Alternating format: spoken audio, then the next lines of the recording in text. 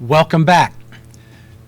We're going to complete our project today where we're going to cut out the image that we took of ourselves in front of the green screen, resize that image, and paste it inside the Oval Office. And then we're going to kind of touch up a few things to make the image look as good as we possibly can.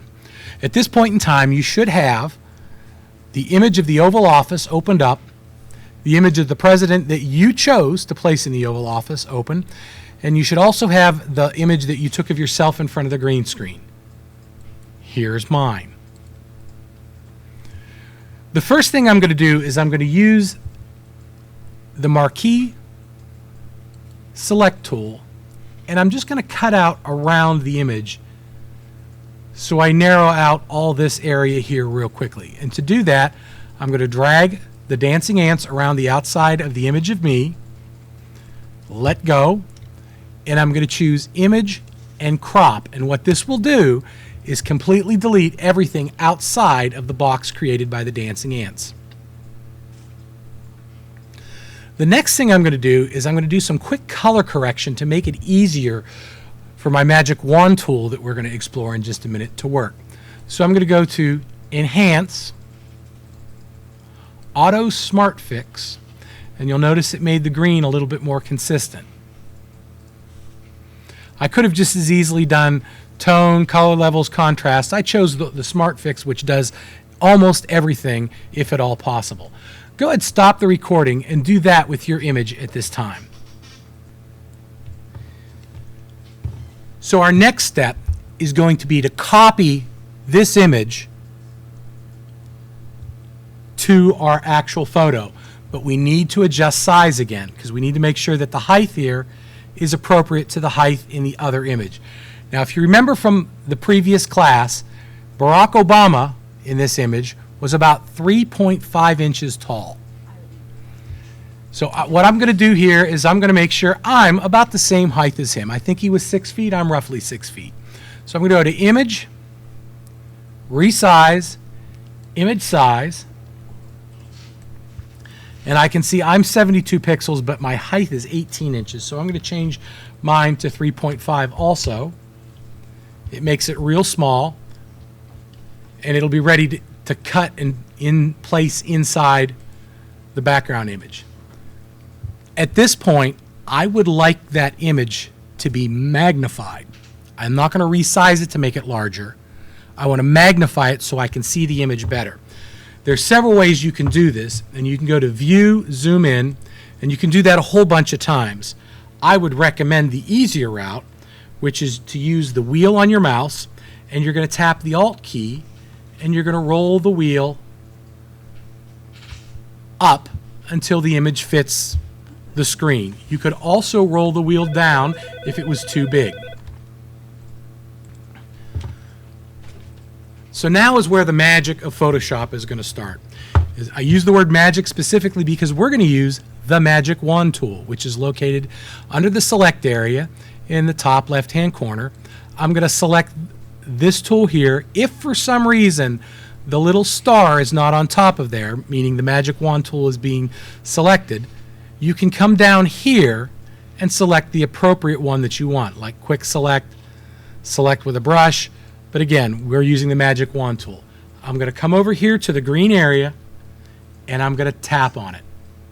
And you will notice that I'll get dancing ants around the outside, or really around the whole green area. Now in my case here, I'm going to hold down Shift, and I'm going to get this little section of darker green where I left a shadow.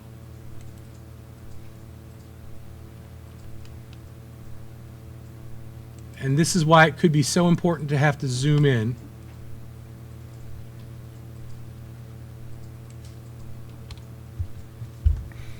And I now have my image selected. Actually, I have the background selected. I happen to know, under normal circumstances, if I knew that this was a transparent background, I would just delete the green background and tap delete. Unfortunately, I happen to know for a fact that this image has an actual white background. So I could have cut and pasted this into a new transparent background image and then selected the green and deleted it. But what I'm going to do here is I'm going to come up to the select item on the menu, and I'm going to choose inverse. And what that will do is inverse the selection. I currently have all the green selected. When I inverse, it means everything but the green will be selected, which means my image is selected. And I'm going to use my same copy features, Control C, move back to the Oval Office, Control V. And I can now move my image where I want it. And it looks like I'm going to need to make myself a little bit taller here. And just for flattery, I'm going to make myself a little thinner by dragging the side in here. And I'll choose OK. And it now looks like I'm ready to give that president a big smooch on the cheek. The last thing I may wish to do is to go in, zoom in, and clean the image up. You'll notice there's a little artifact here by my foot. So I can use the eraser tool, way too big. I'll resize the eraser tool and just tap on it right there one time. I could also go around the rest of that image. I got a little piece of green on the back of my head. I'll get rid of that. And notice over here I now have 3 layers. I have a background layer. I have layer 2, which is me, and layer 1, which is President Obama. Go ahead, pause the video, and do that at this time. We're going to make a couple of quick adjustments here, and the first thing I'm going to do is use my select tool, and I'm going to move President Obama back a little bit, and I'm going to resize him a little bit. So now it looks a little bit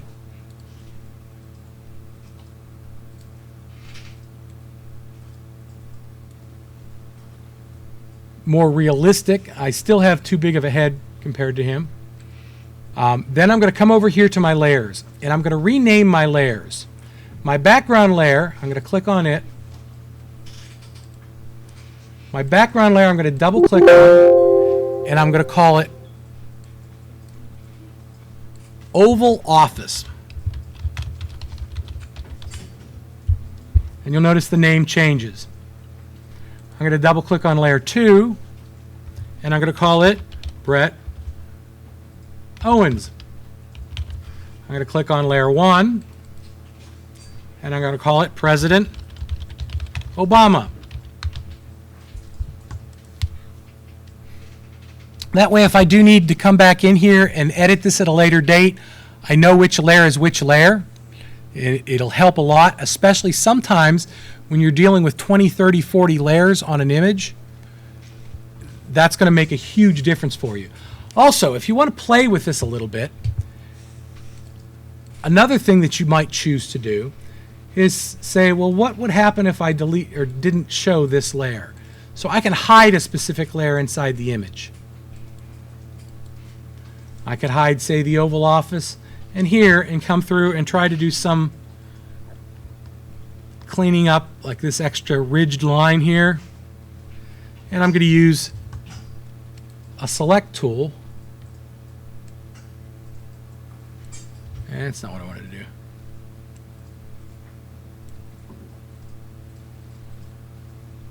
I could use a select tool here and some type. I have the wrong active layer. That was the problem.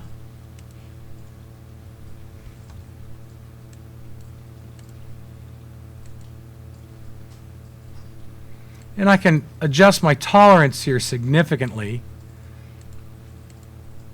So it's able to distinguish between 2 different shades of black.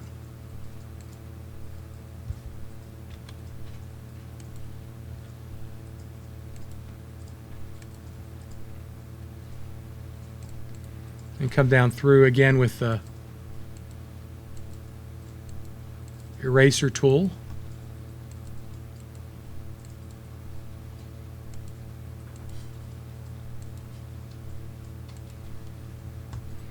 And again, clean some of this up.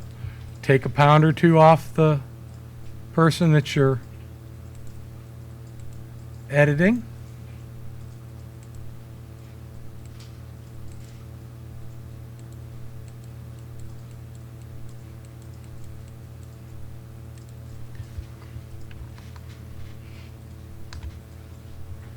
and then see what that looks like against the backdrop. I can do the same thing and zoom in here and get rid of this green.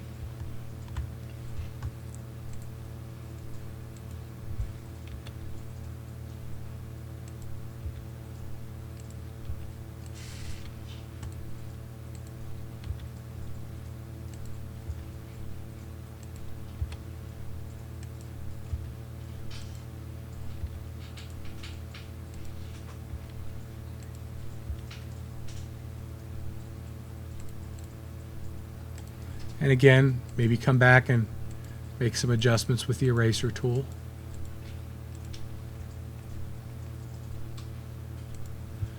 Until I'm happy with the quality of the image.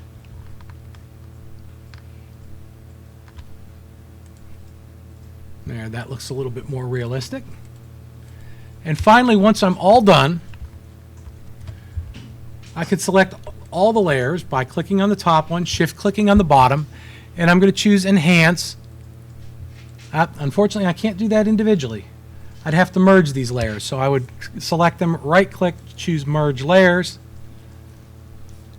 and I could choose Enhance in my Auto Smart Fix for the colors again, and that's probably going to do the best I'm going to be able to get with the quality of images that I'm using for this assignment. That concludes today's lesson.